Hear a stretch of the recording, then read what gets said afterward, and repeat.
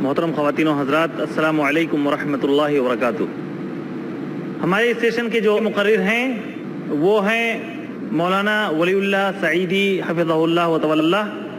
شیخ کا عنوان ہے اطاعت رسول کیوں اور کیسے۔ سب سے پہلے ہم شیخ کے بارے میں کچھ جان لیں۔ مولانا ولی اللہ سعیدی کا تعلق مولوی گنج لکھنؤ سے، جامعۃ الفلاح بلریا گنج اعظم گڑھ سے آپ نے فضیلت کی سند حاصل کی اور اس کے بعد علی گڑھ مسلم یونیورسٹی سے عربی ادب میں ایم اے کیا۔ جامعۃ الفلاح بلریا گنج میں آپ بحیثیت استاذ اپنے فرائض انجام دے چکے ہیں۔ SIO جو کہ طلباء کی تنظیم ہے، اس کے آپ آل انڈیا جنرل سیکریٹری رہ چکے ہیں۔ اس وقت آپ جماعت اسلامی ہند مشرقی یوپی کے امیر ہیں۔ صحافت کے میدان میں آپ نے حیات نو کے ایڈیٹر کے طور پر اپنی خدمات انجام دی ہیں۔ اس کے علاوہ محبت رسول اور اس کے تقاضے جیسی کتاب کے آپ مؤلف ہیں۔ ہندوستان سے باہر آپ بنگلہ دیش، سعودی عرب، کویت وغیرہ مختلف پروگراموں میں شرکت کے لیے تشریف لے جا چکے ہیں اور جاتے رہتے ہیں۔ میں بڑے ادب کے ساتھ مولانا ولی اللہ سعیدی صاحب کو دعوت دیتا ہوں کہ وہ تشریف لائیں۔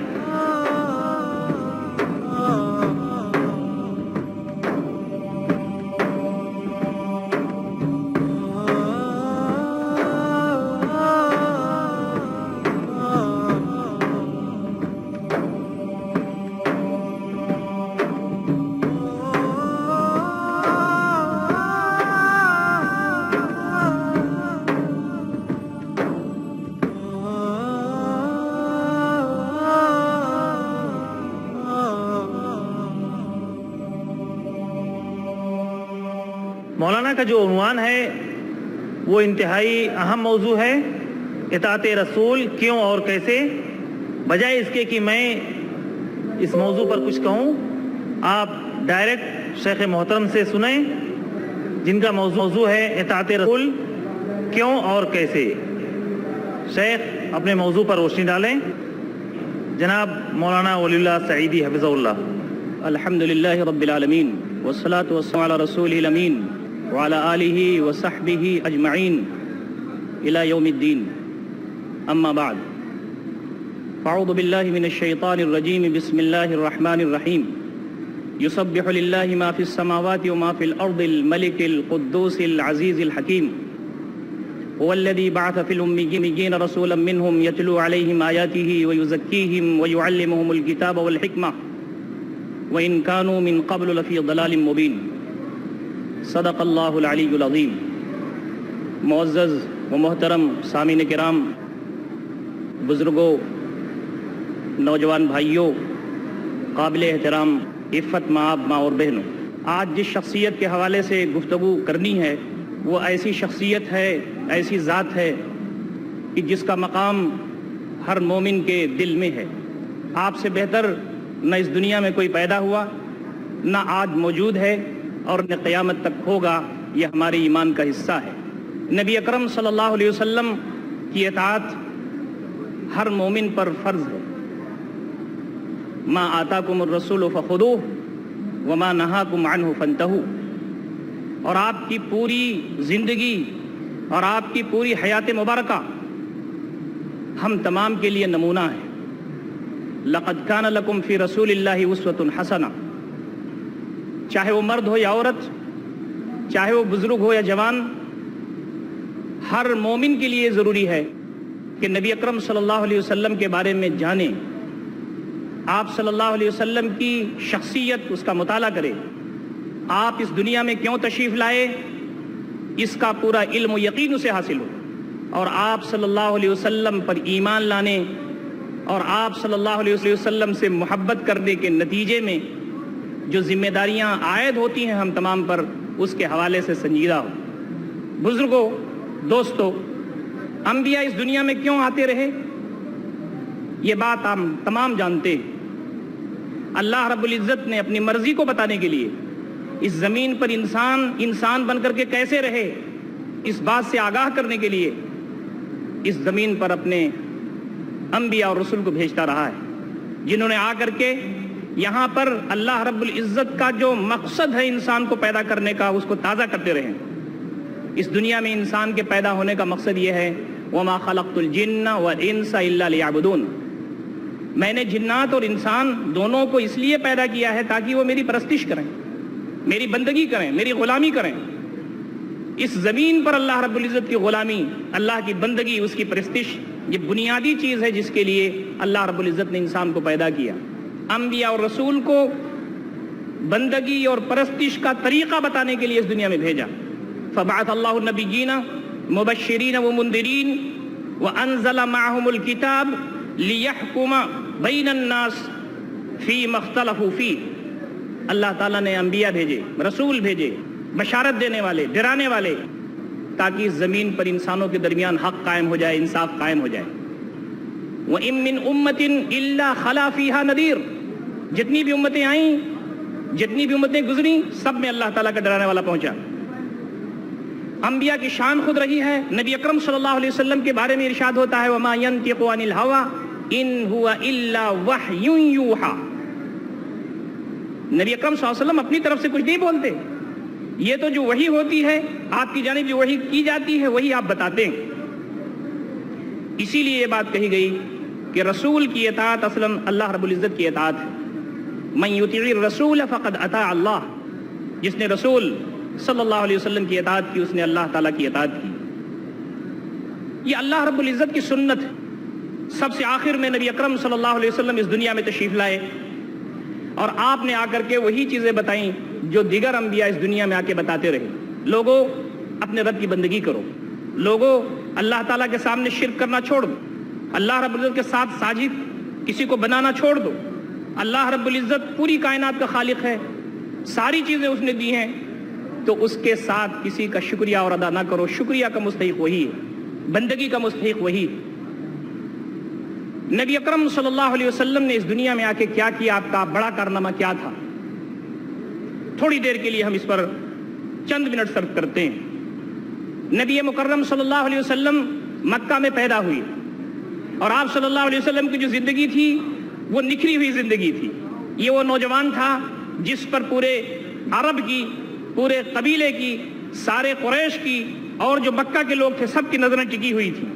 اس ذات گرامی کی پیشانی چمکتی تھی، روزمرہ کی زندگی میں نکھرا ہوا کردار تھا اس شخص کا، اور سارے لوگ کہتے تھے کہ یہ صادق ہے، سچا ہے اور امین ہے، امانت دار ہے۔ یہ دو لقب نبی اکرم صلی اللہ علیہ وسلم کے بعثت سے پہلے آپ کو مل چکے تھے۔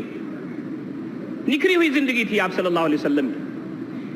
بعثت سے پہلے بہت سارے واقعات ایسے ہیں جس میں آپ صلی اللہ علیہ وسلم کو حکم بنایا تھا لوگوں نے۔ حجر اسود کو نصب کرنے کا معاملہ ہو، جھگڑے اور لڑائی کا معاملہ ہو، نبی اکرم صلی اللہ علیہ وسلم نے یہ سارے جھگڑے رفع فرمائے تھے۔ جب آپ پر وحی نازل ہوئی، بارے گراں لے کر کے آپ اترے پہاڑی سے اور آپ نے لوگوں کو آواز دی۔ کیا آواز تھی آپ کی؟ لوگوں ایمان لے آؤ، اللہ رب العزت کے بندے بن جاؤ، کامیاب ہو جاؤ۔ اور پھر اس دن سے پھر آپ چین سے نہیں بیٹھے، صبح ہو، شام ہو، دن ہو، رات ہو، ہر وقت آپ حرکت میں رہتے تھے کہ بندگان خدا اللہ تعالیٰ کے دین کی طرف آ جائیں، ان کو وہ بات معلوم ہو جائے جو اللہ تعالیٰ کی جنت کی طرف لے جانے والی چیز ہے، یہ اللہ تعالیٰ کی جہنم سے دور ہو جائیں۔ اور آپ صلی اللہ علیہ وسلم نے اس کے لیے سارے جتن فرمائے، انفرادی ملاقاتیں بھی کی، اجتماعی ملاقاتیں بھی کی، دعوت بھی لی۔ جو مٹھی بھر لوگ آپ پر ایمان لائے تھے ان کی تربیت کرتے ہوئے ان کو بھی آپ نے استعمال فرمایا۔ لیکن ہوا کیا؟ ہوا یہ کہ نبی اکرم صلی اللہ علیہ وسلم کی اس دعوت کے نتیجے میں جو لوگ ایمان لائے تھے ان پر زندگی تنگ کر دی گئی۔ یہ بلال کون تھے؟ جن کو پیر میں رسی باندھ کر کے مکہ کی گلیوں میں گھسیٹا جاتا تھا، جن کو مارا جاتا تھا تو یہ صرف یہ کہتے تھے احد احد۔ جرم ان کا صرف یہی تھا کہ انہوں نے نبی اکرم صلی اللہ علیہ وسلم کی رسالت کا اقرار کیا تھا اور اپنی زندگی میں یہ طے کیا تھا کہ میری زندگی میں آج سے وہ ہوگا جو میرا رب چاہتا ہے اور نبی اکرم صلی اللہ علیہ وسلم جس کو چاہتے ہیں۔ حضرت خباب کا جرم کیا تھا؟ انگارہ دہکایا جاتا تھا، پیٹھ ان کی ننگی کی جاتی تھی، انگاروں پر لٹایا جاتا تھا، اس کے بعد اوپر سے بھاری پتھر رکھ دیا جاتا تھا، آپ کے جسم سے نکلنے والا خون اور پانی اس انگارے کو بجھاتا تھا۔ ایک وقت میں حضرت عمر رضی اللہ تعالیٰ عنہ نے بعد کی پیریڈ میں کہا خباب تمہارے ساتھ کیا کرتے تھے مشرکین مکہ میں؟ انہوں نے بتایا، کہا کیا تم مجھے اپنی پیٹھ دکھا سکتے ہو؟ انہوں نے اپنی پیٹھ کھولی، حضرت عمر دوڑ کر کے پیٹھ چومنے لگے۔ یہ سابقون الاولون تھے جنہوں نے اس نبی کا ساتھ دیا تھا جو نبی رہتی دنیا تک کا پیغمبر تھا، اور جس سے بہتر نہ کوئی پیدا ہوا تھا نہ قیامت تک ہوگا۔ کن حالات سے گزرے، ان حالات کا ہلکا سا جائزہ بہت ضروری، اس لیے کہ بات اطاعت کی ہمیں کرنی، اور اطاعت کیسے ہم کریں گے اس کی تفصیلات بیان کرنا ہے۔ یہ کون نظر آتے ہیں؟ یہ حضرت سمیہ ہیں، خاتون بزرگ ہو چکی ہیں، بڑھاپا ہے، لیکن جو دل کی رگوں کی گہرائیوں میں ایمان جاگزی ہو چکا ہے اس کو کوئی نکال نہیں سکتا۔ دھوپ میں رسی سے باندھی ہوئی ہیں، کہیں ہل جل نہیں سکتی، اور زبان پر اللہ رب العزت کا کلمہ جاری۔ اس پر بھی ترس نہیں آیا ان ظالموں کو اور جابروں کو، اور انہوں نے وہ حرکتیں آپ کے ساتھ کی، ظلم کی، ذاتی کی، تشدد کی، کہ آپ اس راستے میں شہید ہو جاتی ہیں۔ دنیا آپ کے نام کو یاد رکھے گی۔ اول و شہیدۃ فی الاسلام، اسلام میں پہلی شہید خاتون جنت۔ آج ہمارے لیے فخر کی بات ہے کہ ہم اپنے بچیوں کا، اپنے اعزاء و اقارب کے جو بچیاں ہمارے پاس ہیں، سماج کی، معاشرے کی، پوری ملت کا یہ حال ہے کہ سمیہ کا نام رکھتے ہوئے ہم فخر محسوس کرتے ہیں۔ اور جب کسی بچی کا نام سمیہ رکھا جاتا ہے تو تاریخ میں حضرت سمیہ رضی اللہ تعالیٰ عنہ کا جو کردار ہے وہ ہماری نظروں کے سامنے گھوم جاتا ہے۔ نبی اکرم صلی اللہ علیہ وسلم گزرتے تھے، آپ فرماتے تھے، صبرن آل یاسر موعدکم الجنہ۔ ایک نبی وہ صرف ڈھارس بتا رہا ہے اور کچھ نہیں کر سکتا۔ کیا حالات تھے نبی اکرم صلی اللہ علیہ وسلم کے؟ آپ کو گالیاں دی جا رہی ہیں، آپ کو برا بھلا کہا جا رہا ہے، کعبہ شریف میں آپ نماز پڑھ رہے ہیں، آپ کے اوپر اونٹ کی ووجھ لا کر کے رکھ دی جا رہی ہے گردن پر تاکہ آپ سر نہ اٹھا سکیں۔ کیا کچھ آپ کے ساتھ نہیں ہوا؟ لمبی تفصیلات۔ ایک دن ایسا بھی ہوا کہ لوگوں نے کہا یہ جب نظر آ جائیں کہیں تو ادھر ادھر کٹ کے نکل جاؤ، بات ان کی سنو مت۔ نبی اکرم صلی اللہ علیہ وسلم پر سب سے سنگین دن اس دن گزرا ہے کہ آپ کی بات سننے کے لیے کوئی رکتا نہیں ہے، آپ کی بات سننے کے لیے کوئی ملتا نہیں آپ کو۔ آپ طائف جاتے ہیں اور یہ آپ کو معلوم ہے کہ اوباش اور گنڈے لوگ چھوڑ دیے جاتے ہیں طائف کے بازار میں۔ وہ ہستی جو ہمارے دل کے اندر ہے، وہ ہستی جو اللہ رب العزت کی محبوب ترین ہستی ہے، وہ ہستی جو پوری کائنات کے لیے اس لیے برپا کی گئی کہ انہیں ظلمات اور اندھیروں سے نکال کر کے اللہ رب العزت کے نور کی شاہراہ کی طرف لائے، اس ہستی پر پتھر پھینکے جا رہے ہیں، اس کو مارا جا رہا ہے۔ آپ صلی اللہ علیہ وسلم کے جسم اطہر سے خون نکلتا ہے اور جوتیوں میں اکٹھا ہوتا ہے۔ آپ طائف کے بازار میں 3 بار بیٹھتے ہیں اور حضرت زید پھر اس کے بعد آپ کو اپنے کندھے پر لے کر کے آبادی سے باہر نکالتے ہیں۔ حضرت جبریل آتے ہیں، کہتے ہیں حکم دیجئے اس بستی کو پیس کر کے رکھ دیا جائے، اس نے آپ کی قدر نہیں پہچانی۔ نبی اکرم صلی اللہ علیہ وسلم فرماتے ہیں نہیں، اگر یہ نہیں جانتے، یہ جاہل ہیں، یہ میری تعلیم کی اہمیت، میرے پیغام کی اہمیت کو نہیں جانتے، مجھے قوی امید ہے کہ ان کی جو نسل آئے گی وہ ایمان لائے گی۔ یہی ہوا۔ یہ وہ دور تھا جس میں نبی اکرم صلی اللہ علیہ وسلم نے اپنی دعوت کا آغاز کیا۔ پھر آپ صلی اللہ علیہ وسلم کو مکہ چھوڑ دینا پڑا۔ کیوں مکہ چھوڑا تھا آپ نے؟ سب سے سچا، سب سے زیادہ امانت دار، سب سے زیادہ نیک، اللہ تعالیٰ کا محبوب ترین بندہ، لوگوں کے لیے رحمت، ایسے شخص کو اپنا گھر چھوڑ دینا پڑا۔ کیا جھگڑا تھا نبی اکرم صلی اللہ علیہ وسلم کا؟ اے نبی، اے محمد صلی اللہ علیہ وسلم، اگر آپ عبادت کرنا چاہتے ہیں، اچھا عبادت خانہ ہم بنا دیں گے۔ اگر آپ کسی لڑکی سے شادی کرنا چاہتے ہیں، عرب کی خوبصورت ترین لڑکی سے آپ کی ہم شادی کر دیں گے۔ اگر آپ مال و اسباب چاہتے ہیں تو سونے اور چاندی کے ڈھیر آپ کے قدموں میں ہم لا دیں گے، اور اگر آپ چودراہٹ چاہتے ہیں، سرداری چاہتے ہیں، اس کے لیے بھی ہم تیار ہیں۔ لیکن یہ جو آپ کہتے ہیں کہ اپنے اختیارات سے بردار ہو جاؤ، ان الحکم الا للہ، سارا اختیار اللہ تعالیٰ کا ہے، کسی کی مرضی اور اس کا اختیار نہیں چلے گا، اللہ تعالیٰ کا اختیار چلے گا، میں جو باتیں بتا رہا ہوں اس پر تمہیں عمل کرنا ہوگا، یہ تو ہمارے اختیارات تم چھین رہے ہو، اب ہمارے پاس بچے گا کیا؟ نبی اکرم صلی اللہ علیہ وسلم نے کہا میں اپنی طرف سے کوئی کمی کوتاہی نہیں کر سکتا، میں تو اوپر سے مامور کیا گیا ہوں اس کام کو تم تک پہنچانے کے لیے۔ یاد رکھو یہ بات اتنی ہی ناممکن ہے کہ اگر تم میرے ایک ہاتھ میں سورج اور دوسرے میں چاند رکھ دو تب بھی میں اس سے باز آنے والا نہیں ہوں، میں اس کا مکلف نہیں ہوں، میں اس کو کر نہیں سکتا۔ پھر سارے قبیلے کے لوگوں نے اس سراپا رحمت والی ہستی کو قتل کرنے کا منصوبہ بنا لیا، نعوذ باللہ۔ گھر گھیرے ہوئے تھے آپ کا، لیکن جب آپ کا گھر گھیرے ہوئے تھے تو صورتحال یہ تھی کہ وہی لوگ جو مارنے کے لیے تیار تھے، وہی لوگ جو آپ کو اس مکہ سے بھگانے کے لیے تیار تھے، نعوذ باللہ، انہی کی امانتیں آپ کے پاس رکھی ہوئی تھی۔ آپ نے کہا نہیں نہیں، مجھے ان کی امانتیں ادا کرنی ہیں، علی میرے بستر پر سو جاؤ، صبح اٹھ کر کے تم ان کی امانتیں ادا کر کے آنا۔ آپ جا رہے تھے، مکہ کو بار بار دیکھتے تھے مڑ مڑ کر کے، پہاڑیوں کو دیکھتے تھے مڑ مڑ کر کے، اور کہتے تھے مکہ تو مجھے کتنا عزیز ہے، میرا بچپن تیرے درمیان گزرا ہے، میں جا نہیں رہا ہوں خود سے، مجھے یہاں سے بھگایا جا رہا ہے، مکہ تو کتنا عزیز ہے، تیری پہاڑیاں کتنی عزیز ہیں۔ جس کا بچپن گزرا ہو، جس کی جوانی گزری ہو، آپ سوچئے کتنا نبی اکرم صلی اللہ علیہ وسلم کو تکلیف ہوئی تھی۔ یہ میں نے اس لیے آپ کے سامنے بیان کیا ہے کہ وہ سارا منظر اس نبی رحمت صلی اللہ علیہ وسلم کا ہمارے سامنے آ جائے جس کی اطاعت ہمارے اوپر لازم ہے۔ آپ مدینہ شریف میں تشریف لے جاتے ہیں تو آپ وہاں لوگوں کو منظم کرتے ہیں، ہر انداز سے لوگوں کو منظم کرتے ہیں، بزرگوں کو منظم کیا آپ نے، نوجوانوں کو منظم کیا آپ نے، خواتین کو منظم کیا آپ نے، دبے کچے لوگوں کو منظم کیا آپ نے، اور آپ نے یہ کہا کہ اب ایک ایسی ریاست کی تشکیل ہوگی جس میں امن ہوگا، سکون ہوگا، چین ہوگا۔ باہر کی جو قبائل تھے، باہر کی جو حکومتیں تھیں، ان کے کان کھڑے ہو گئے۔ انہوں نے کہا یہ تو نئی ریاست وجود میں آ رہی ہے، یہ نئی حکومت وجود میں آ رہی۔ اور آپ سب جانتے ہیں کہ سب سے پہلے تو مشرکین مکہ نے چڑھائی کی کہ ان کو ختم کر دو، یہ مضبوط نہ ہونے پائیں، اور اس کے آگے کی پیریڈ میں جو اس وقت کے سپر پاور تھے انہوں نے بھی اپنا اثر و رسوخ استعمال کیا، اور یہود جو دنیا کا ناسور ہیں اور انسانیت کے دشمن ہیں، انبیاء کی جنہوں نے قتل کیا، نبی اکرم صلی اللہ علیہ وسلم کے قتل کی سازش کی، آج پورے دنیا کے ناسور بنے ہوئے ہیں، یہ خود ان ساری سازشوں میں شریک تھے۔